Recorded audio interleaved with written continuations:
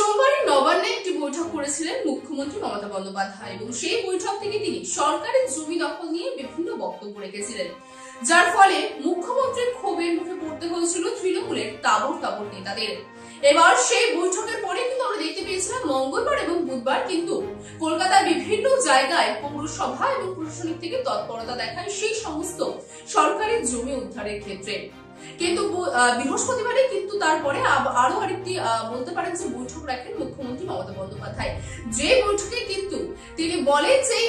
যে জমি অধিকার এবং তার পাশাপাশি যে উচ্ছেদ চলছে তার উপরে কিন্তু বড় বক্তব্য রাখেন তিনি। এবং সেই বৈঠক থেকে বিভিন্ন বিষয়ে তিনি বক্তব্য রাখেন, তবে তার মধ্যে সব থেকে গুরুত্বপূর্ণ কি কি বিষয় রয়েছে সেটি আপনাদের জানাবো।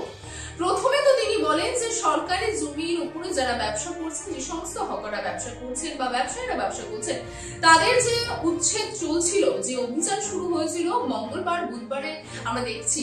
সেই অভিযানে কিন্তু ইতিমধ্যে 1 মাসের জন্য স্থগিত দেওয়া হলো, অর্থাৎ 1 মাস কোনো উচ্ছেদ হবে না। তবে 1 মাস সময়ের মধ্যে হকারদের বা ব্যবসায়ীদের কিন্তু তাদের উদ্দেশ্যে বলেছেন যে ইতিমধ্যে কিন্তু তাদের জিনিসপত্র গুছিয়ে নিতে হবে এই সময়ের মধ্যে, এবং তার পাশাপাশি রাস্তাঘাট পরিষ্কার রাখতে হবে। তার পাশাপাশি তাদের জন্য যে বিকল্প ব্যবস্থা, সেই বিকল্প ব্যবস্থাও করতে হবে রাজ্য সরকারকে। অর্থাৎ সরকার কি করে কি তাদের জায়গা দেবেন বা কোথায় কি বিল্ডিং হবে, তাদের ব্যবসা করার সুবিধার্থে কি করতে হবে না করতে হবে সেই ব্যবস্থা রাজ্য সরকার করবেন। তার পাশাপাশি তিনি বলেছেন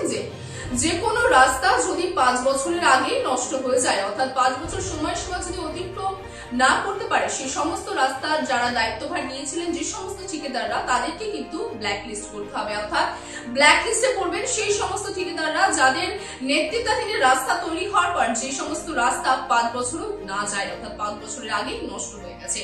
তার পাশাপাশি তিনি বলেছেন, হুঁশিয়ারি দিয়েছেন মূলত পুলিশ থেকে শুরু করে কাউন্সিলরদের যে বিষয়ে তিনি হুঁশিয়ারি দিয়েছেন যে সমস্ত যে কোনো অর্থাৎ রাজ্য সরকারের অধীনে যে কোনো জায়গা যদি কেউ কোনো জায়গা অধিকার হয়ে হয় বা সেই সমস্ত জায়গায় যদি হকার বলুন বা ব্যবসায়ী বলুন বা যে অন্য যে কোনো কারণে যদি সেই সমস্ত জায়গায়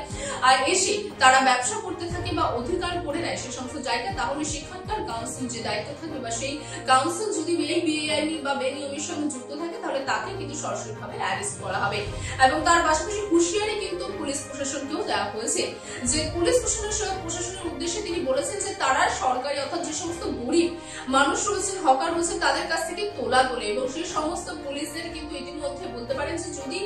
চিহ্নিত করা সম্ভব হয় বা তারা যদি এর সঙ্গে যুক্ত থাকে বা সাধারণ মানুষের এরপরেও যদি এই বেআইন বা বেনিয়মের সঙ্গে থেকে তারা কাজ করে, তাদেরকে কিন্তু সরাসরি তাদের উচ্চপদস্থ যে সমস্ত আধিকারিকরা থাকবে তারা কিন্তু সরাসরি ভাবে তাদের গ্রেফতার করবে। তার পাশাপাশি তিনি বলেছেন যে সেচ দপ্তরে যে সমস্ত জায়গা রয়েছে সেই সমস্ত জায়গায় কোন রকম কোনো স্টল বসানো যাবে না, এবং যেমনটা বললাম যে হকারদের জন্য অর্থাৎ হকারদের পণ্য রাখার জন্য কিন্তু বিল্ডিং তৈরি করা হবে। তার পাশাপাশি কিন্তু তিনি পার্কিং নিয়ে বড় বক্তব্য রেখেছেন।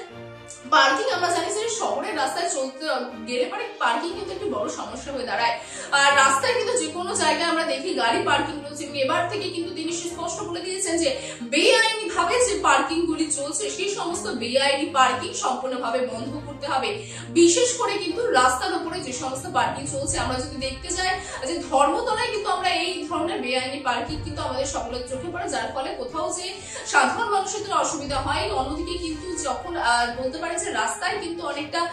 গাড়ি আসা যাওয়াতে অনেক অসুবিধা হয়, কোথাও যে কিন্তু অপ্রীতিকর ঘটনাও ঘটে, এবং সেই সমস্ত জিনিস এড়াতে সম্পূর্ণভাবে বেআইনি পার্কিং এবং বিশেষ করে রাস্তার উপর যে সমস্ত বেআইনি পার্কিং রয়েছে সেই সমস্ত বেআইনি পার্কিংকে সম্পূর্ণ মূলে কিন্তু বন্ধ রাখার নির্দেশ দিয়েছেন মুখ্যমন্ত্রী মমতা বন্দ্যোপাধ্যায়। এবং তার পাশাপাশি যে সমস্ত জায়গায় বড় বড় বাজার রয়েছে সেই সমস্ত বড় বড় বাজারে যে প্ল্যানিং, সেই প্ল্যানিং কিন্তু মুখ্যমন্ত্রীর কাছে জমা দেওয়ার কথা বলা হয়েছে। এবং তারই পাশাপাশি কিন্তু বলা হয়েছে যে